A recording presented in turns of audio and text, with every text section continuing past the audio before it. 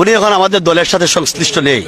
2008 সালের 29 ডিসেম্বরের যে নির্বাচনটা হয়েছিল, ওই নির্বাচনে বিএনপি তাকে বা চারদল তাকে নমিনেশন দেয় নাই। না দেওয়ার কারণে উনি ইন্ডিপেন্ডেন্টলি ইলেকশন করেছিলেন এবং তখন তাকে দল থেকে সাসপেন্ড করা হয়েছে। এখনও তার সাসপেনশন উইথড্র হয় নাই।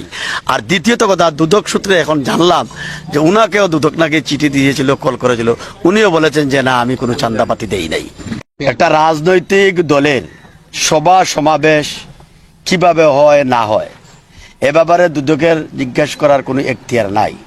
আর বিএনপি একটি রেজিস্টার্ড রাজনৈতিক দল, বৃহত্তম রাজনৈতিক দল।